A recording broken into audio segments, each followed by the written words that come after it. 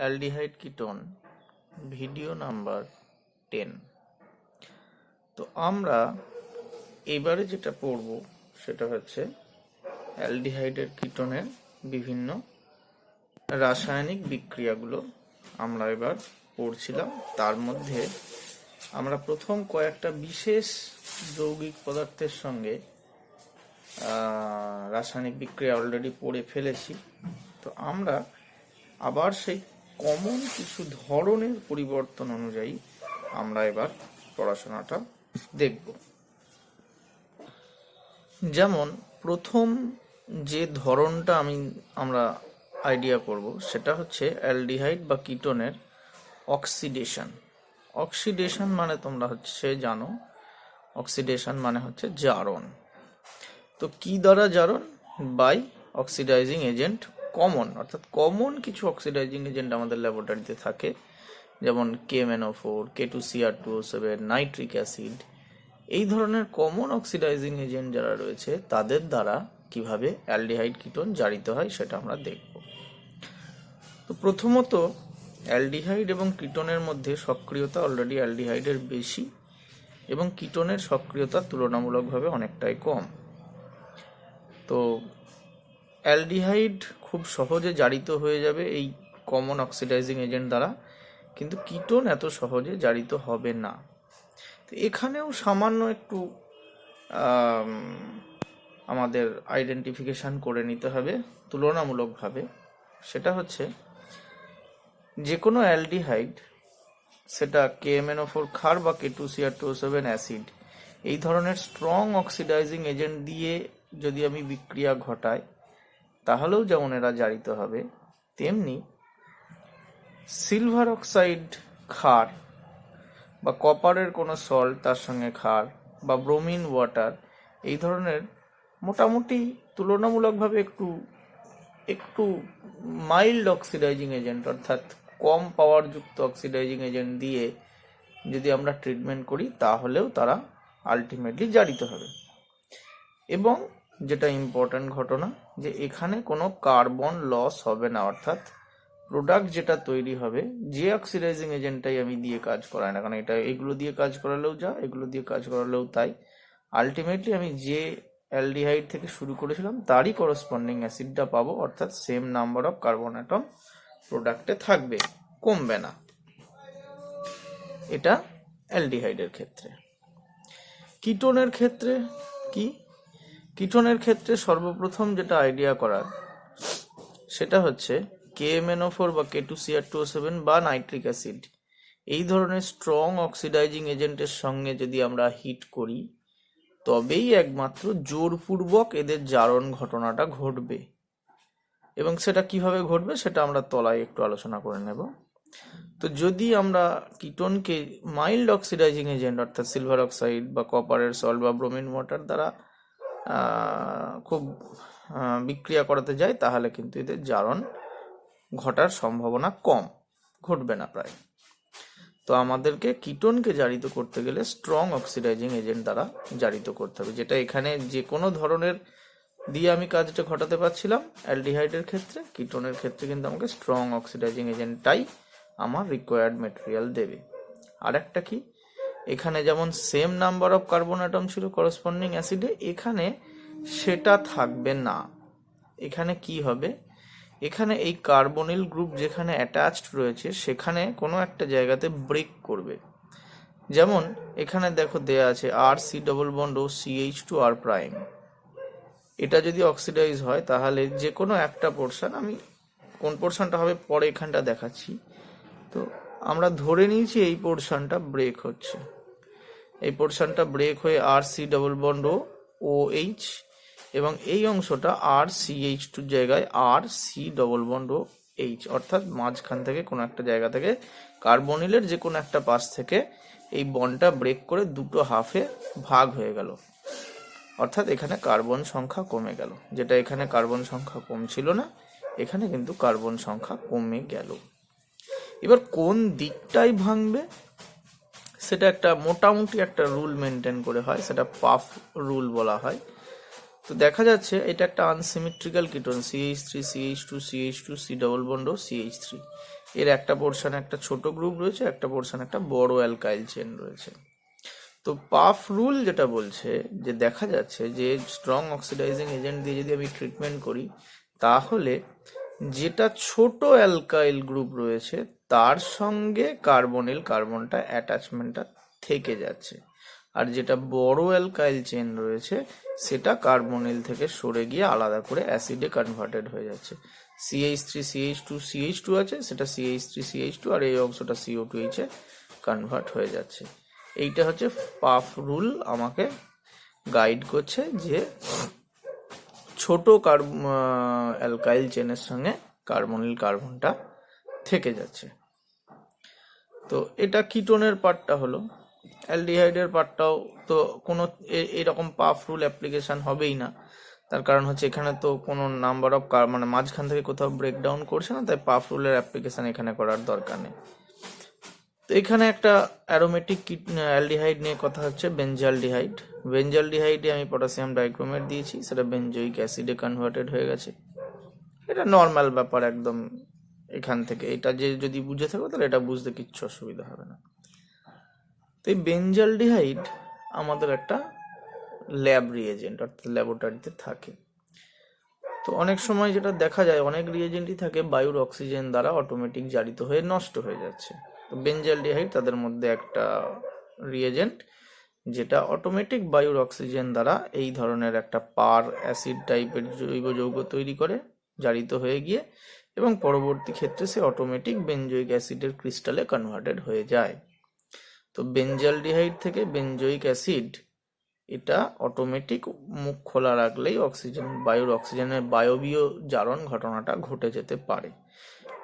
এই যে শত জারণ মানে নিজে থেকেই জারণ ঘটনাটা ঘটে যেতে পারে, সেইটাকে বন্ধ করার জন্য এই ল্যাব রিয়েজেন্টটাকে আবার স্টোর করা হয়, এর সঙ্গে কিছুটা হাইড্রোকুইনন মিশিয়ে রাখা হয় এটাকে স্টোরিং পারপাসে, যাতে এই শত জারণটাকে রোধ করা যায়, তার জন্যে এই ঘটনাটা ঘটানো হয়, অর্থাৎ এই হাইড্রোকুইননটাকে তার সঙ্গে রাখা হয়। তাহলে মোটামুটি একটা আইডিয়া হলো। আরেকবার বলে দিই, অ্যালডিহাইড হোক বা কিটোন, দু রকমের এজেন্ট দিয়ে আমাদের আইডিয়া করা হলো। স্ট্রং অক্সিডাইজিং বা মাইল্ড পাওয়ারের অক্সিডাইজিং এজেন্ট, যে কোনো ধরনের অক্সিডাইজিং এজেন্ট দিলে এরা করসপন্ডিং অ্যাসিডে কনভার্ট হবে, কোনো কার্বন লস হবে না। এদের ক্ষেত্রে স্ট্রং অর্থাৎ কিটোনের ক্ষেত্রে স্ট্রং অক্সিডাইজিং এজেন্টটা কার্যকারী হবে, কিন্তু মাইল্ড অক্সিডাইজিং এজেন্ট কার্যকরী হবে না, কারণ কিটোনের এমনিতেই রিঅ্যাক্টিভিটি কম।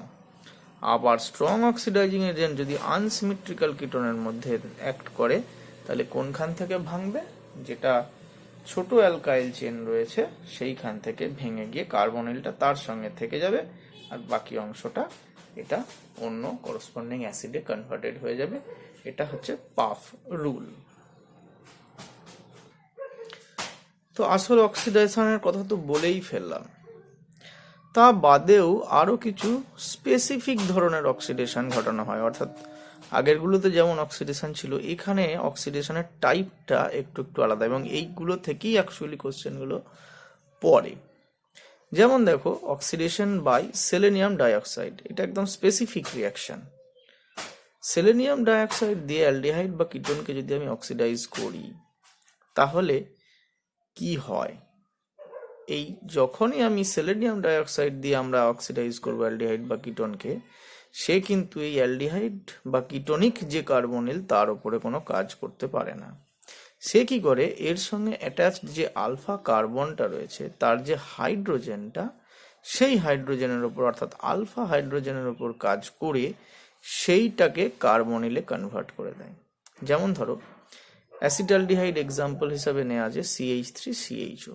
এখানে সেলেনিয়াম ডাইঅক্সাইড এবং অ্যাসিটিক অ্যাসিড দ্বারা যদি ট্রিটেড করা হয়, তাহলে এই যে CHOটা এখানে সেম থেকে যায়, বাট এই যে মিথাইল গ্রুপটা সে জারিত হয়ে গিয়ে অ্যালডিহাইড অবধি পৌঁছায়, মানে কার্বনিল কার্বনে পৌঁছায়, এবং বাকিটা তো সেলেনিয়াম তো রিডিউসড হয়ে যাবে, জল পড়ে থাকবে। এখানে কি হবে, কার্বনিল গ্রুপের অর্থাৎ যে কার্বনিল নিয়ে আমরা স্টার্ট করেছিলাম তার আলফা পজিশনে যদি CH2 মানে মিথিলিন বা মিথাইল গ্রুপ থাকে, সেই মিথিলিন বা মিথাইল গ্রুপকে ডাইরেক্ট সি ডবল বন্ড ওতে কনভার্ট করছে এই সেলেনিয়াম ডাইঅক্সাইড যৌগটা। তাহলে প্রোডাক্ট টাইপ কি হবে? আলফা ডাই কার্বনিল যৌগ। অর্থাৎ এর এই পজিশনটা আলফা ছিল, সেটাও একটা কার্বনিল, তাহলে দুটো কার্বনিল হলো, তাহলে এটা আলফা ডাই কার্বনিল ধরনের যৌগিক পদার্থতে পরিণত হলো। আমরা কিটোনের ক্ষেত্রেও এই ধরনেরই সেম রিয়াকশন দেখতে পাবো। সিমেট্রিক্যাল কিটোনে যদি আমরা দেখি CH3COCH3 সেলেনিয়াম ডাইঅক্সাইড দ্বারা যদি আমি জারণ ঘটাই যে কোনো একটা দিকে, এটাই ধরলাম, এটা যেহেতু সিমেট্রিক্যাল কিটোন, এটাতে তাহলে এটাকে অক্সিডাইজ হয়ে যাবে, তাহলে অক্সিডাইজ হয়ে CH3CO যেমন ছিল তেমন এটা সি ডবল বন্ড ও তৈরি হয়ে যাবে, তাই এটা টার্মিনাল পজিশন, আর কোনো কার্বন নেই, তাহলে এটা শেষ অবধি অ্যালডিহাইডে কনভার্টেড হয়ে যাবে। এখানেও তাই, এটাও একটা symmetrical ketone, cyclic ketone, symmetrical. এখানে সেলেনিয়াম ডাইঅক্সাইড দ্বারা জারণ করলে এর পাশের যে কোনো, এদিকেও দেখাতে পারি আমি, এদিকেও দেখাতে পারি, যেহেতু সিমেট্রিক্যাল কিটোন, এখানে double bond die ketone formation হয়ে যাবে। দেখো এইটা কিন্তু সিমেট্রিক্যাল কিটোন নয়, এটা ফিনাইল রিং একদিকে, একদিকে CO CH2PH। তো এখানে আমার যেটা হবে, সেলেনিয়াম ডাইঅক্সাইড দ্বারা আমি আলফা কার্বন খুঁজবো, এটা হচ্ছে আলফা কার্বন, এর আলফা কার্বনে কোনো আলফা হাইড্রোজেন নেই, কিন্তু এর এখানে আলফা হাইড্রোজেন রয়েছে, মিথিলিন গ্রুপটা রয়েছে, তাহলে এইটা ডাবল বন্ড ওতে দেখো কনভার্টেড হয়ে গেছে, সি ডাবল বন্ড ও আগেই ছিল, এইটাও সি ডাবল বন্ড ওতে কনভার্টেড হয়ে গিয়ে ডাই কিটোনে কনভার্টেড হয়ে গেছে। অর্থাৎ সেলেনিয়াম ডাইঅক্সাইডটা কিন্তু অন্যান্য যে KMnO4 K2Cr2O7 এর জারণ তার থেকে আলাদা। KMnO4 K2Cr2O7 অ্যালডিহাইড গ্রুপটার উপর কাজ করছিল, সেলেনিয়াম ডাইঅক্সাইড আবার কাজ করলো আলফা মিথিলিন বা আলফা মিথাইল গ্রুপটাকে কিটোনে বা অ্যালডিহাইডে কনভার্ট করে দিল। পরের বিক্রিয়াটার নাম হচ্ছে হ্যালোফর্ম রিয়াকশন। কিন্তু এই হ্যালোফর্ম রিয়াকশন বুঝতে গেলে আমাদেরকে এই জারণ অংশ থেকে একটু সরে আগে হ্যালোজিনেশন রিয়াকশনটাকে একবার ছোট করে দেখে নিলে ভালো হয়। তাই আগে আমরা হ্যালোজিনেশনটাকে আগে দেখে নিয়ে তার রেফারেন্সে এখানে ঢুকছি। দেখো এখানে দেখানো হয়েছে তোমাদেরকে হ্যালোজিনেশন রিয়াকশনটা, অর্থাৎ অ্যালডিহাইড কিটোনে হ্যালোজেন ঢুকছে। তো এই হ্যালোজেন ঢোকার ব্যাপারটা কিভাবে হবে? খুব সিম্পল, আমরা অ্যালডিহাইড একটা নিয়েছি, একটা কিটোনকে নিয়ে দেখানো হয়েছে। কিভাবে? দেখো CH3CHO অ্যাসিটালডিহাইড, সেখানে যদি ক্লোরিন গ্যাস চালনা করা হয় তাহলে এর যে আলফা হাইড্রোজেনগুলো আছে সেই আলফা হাইড্রোজেনগুলো রিপ্লেসড হয়ে যাবে ক্লোরিন দ্বারা। অর্থাৎ এখানে সব খেলটাই আলফা হাইড্রোজেন অ্যাসিডিটির উপর নির্ভর করে হয়। তেমনি অ্যাসিটোনের ক্ষেত্রেও যদি এরকমই হয় তাহলে তার ক্ষেত্রেও আমরা দেখো মিক্সচার অফ কম্পাউন্ড তৈরি হচ্ছে। প্রথমে মোনো হ্যালো কম্পাউন্ড, সেটাও আলফা কার্বন, এই যে কার্বনিলের এটা হচ্ছে আলফা কার্বন। তাছাড়া ডাই হ্যালো বা ট্রাই হ্যালো এরকম ধরনের কম্পাউন্ড তৈরি করে। যদি আমি ক্লোরিনের জায়গায় ব্রোমিন দিই তাতে এটা এই আলফা পজিশনে একটা হাইড্রোজেন সরে গিয়ে একটা ব্রোমো কম্পাউন্ড তৈরি হবে। অর্থাৎ হ্যালোজিনেশন রিয়াকশন আমি যদি হ্যালোজেন গ্যাসের উপস্থিতিতে আমি যদি করি তাহলে যেটা হবে আলফা হাইড্রোজেনগুলো আমার হ্যালোজেন দ্বারা রিপ্লেসড হতে থাকবে। এটা একটা কমন রিয়াকশন টাইপের। এরপরে আমরা ওই হ্যালোফর্ম রিয়াকশনে যাচ্ছি, এটার রেফারেন্স নিয়ে হ্যালোফর্ম রিয়াকশনটাই ঢুকছি। আমরা এটাকে আবার পরে পড়বো আরেকবার। Very very important reaction of aldehyde ketone chemistry, haloform reaction. দেখো এই হ্যালোফর্ম রিয়াকশনে কি কি কাজে লাগে? হয় আমি NaOX অর্থাৎ NaOCl বা NaOBr বা NaOI ব্যবহার করতে পারি, অথবা এই স্পিসিসটাকেই আমি রিয়াকশন মিডিয়ামে তৈরি করে নিতে পারি NaOH এবং X2 অর্থাৎ NaOH বা KOH I2 বা KOH NaOH ক্লোরিন এরকম ধরনের দুটো কেমিক্যাল মিশিয়ে আমি এই রিয়েজেন্টটাকে তৈরি করে নিতে পারি। তাহলে বুঝতেই পারছো আমি হ্যালোজেন এখানে দিচ্ছি, মানে এটা হ্যালোজিনেশন রিয়াকশন হবে। তো এই হ্যালোজিনেশন রিয়াকশন কিছুক্ষণ আগে আমরা দেখালাম যে আলফা হাইড্রোজেনগুলো সরে সরে হ্যালোজেন প্রথমে ঢুকে যাবে, এটা তো হবেই। কিন্তু এটা কেন বিশেষত্ব ওটার থেকে স্লাইট একটু আলাদা?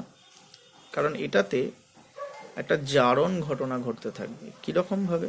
ওটাও জারণ ছিল, পার্সিয়ালি জারণই ছিল, কিন্তু এখানে বন্ড ব্রেকিং এবং অ্যাসিড ফর্মেশনের মতন একটা বড়সড় জারণ ঘটনা ঘটবে। কাদের ক্ষেত্রে এই রিয়াকশনটা হবে এটা কিন্তু সব অ্যালডিহাইড কিটোনের ক্ষেত্রে প্রযোজ্য নয়। That is very very very much important one topic. শুধুমাত্র কিটো মিথাইল গ্রুপ যুক্ত যারা রয়েছে, কিটো মিথাইল গ্রুপ যুক্ত অ্যালডিহাইড কিটোনই একমাত্র হ্যালোফর্ম রিয়াকশনটাকে দেয়। এটা হচ্ছে ফার্স্ট নলেজে রাখতে হবে। কিটো মিথাইল গ্রুপ নেই, কিটো মিথিলিন আছে, হবে না।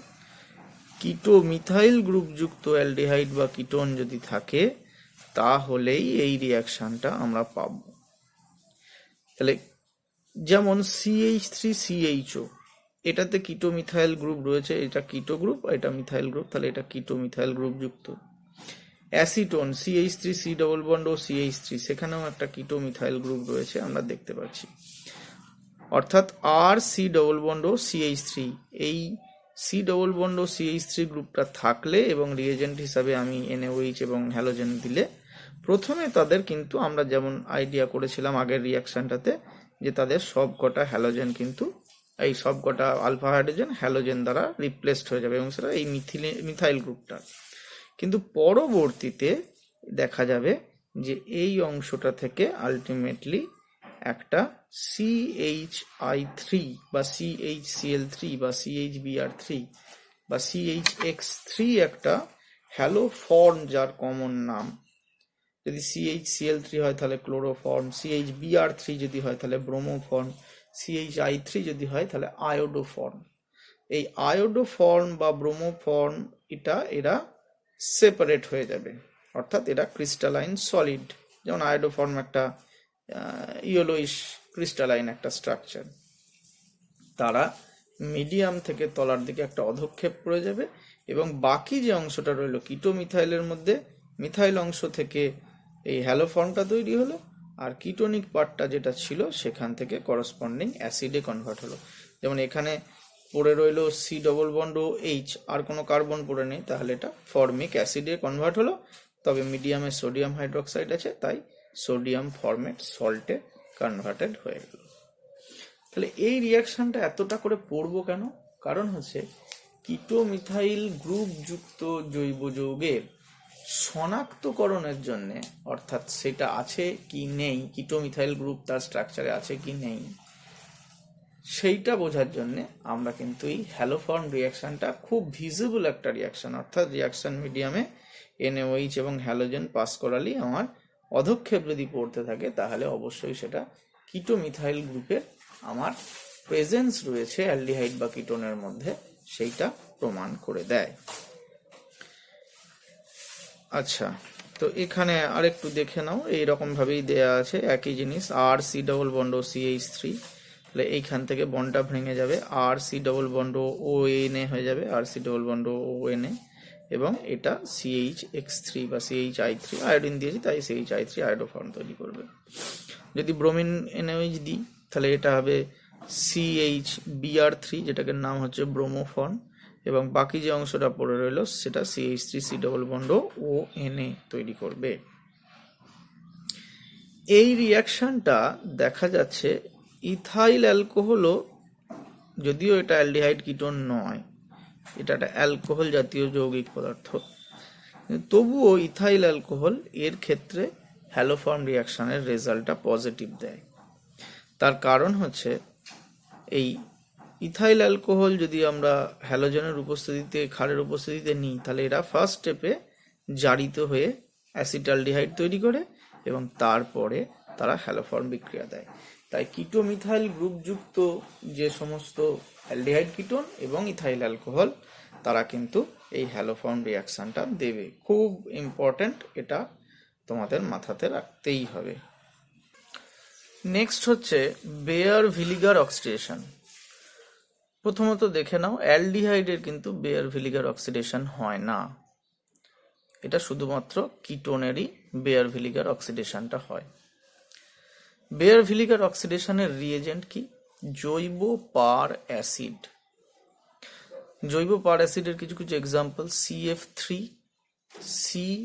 O3H, O2 নয় কিন্তু, অ্যাসিড ফাংশনাল গ্রুপ হচ্ছে C ডবল বন্ড OH, এটা অ্যাসিড ফাংশনাল গ্রুপ, কিন্তু এটা হচ্ছে C ডবল বন্ড OOH, এখানে একটা পারঅক্সাইড লিঙ্কেজ রয়েছে, তাই এগুলোর নাম হচ্ছে জৈব পার অ্যাসিড। এই জৈব পার অ্যাসিডগুলো হচ্ছে অক্সিডেন্ট ডোনার হিসাবে কাজ করে বা জারক পদার্থ হিসাবে কাজ করে।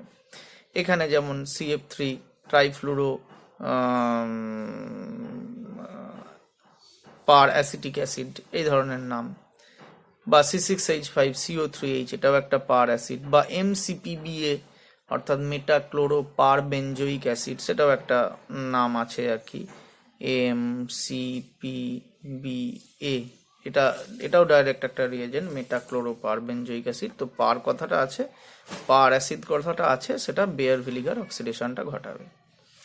কিভাবে বেয়ার ভিলিগার অক্সিডেশনটা হয়, যদি একটা সিমেট্রিক্যাল কিটোন হিসাবে ভাবি তাহলে তো কোনো প্রবলেমই নেই।